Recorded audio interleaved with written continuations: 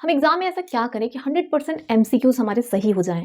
देखिए बच्चों, होता क्या है कि जब भी कोई एमसीक्यू क्वेश्चन आता है तो या तो उसका आंसर आपको आता होगा, यानी मालूम होगा, आपने कहीं पढ़ा हुआ होगा, या फिर उसका आंसर आपको नहीं आता होगा। अब अगर उसका आंसर आता है तो वो सही ही हो जाएगा, लेकिन अगर आपको उसका आंसर नहीं मालूम है तो उस केस में हम ऐसा क्या करें कि हमारा क्वेश्चन सही हो जाए।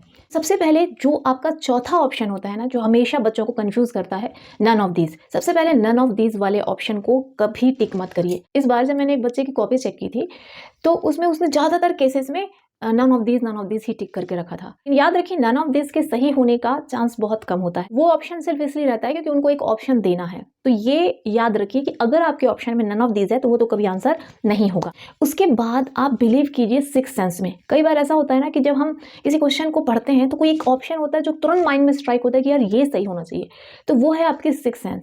अगर ऐसा कुछ हुआ है तो आप उसी आंसर को टिक कीजिए। लेकिन कई बार क्या होता है कि जैसे जैसे आप ऑप्शंस देखते हैं आपको बहुत सारे कंफ्यूजन होने लगते हैं, तो उस केस में आप सही आंसर कैसे टिक कर सकते हो? आप क्या करिए, उस आंसर के बारे में सोचिए जो सही नहीं हो सकता, जो गलत हो सकता है। कई बार क्या होता है कि एकदम देखने से समझ आता है कि ये तो आंसर नहीं हो सकता, उस आंसर को आप हटा दीजिए। उसके बाद आपके पास एक या दो ऑप्शन बचते हैं, उन्हीं में से ही कोई एक आंसर होगा।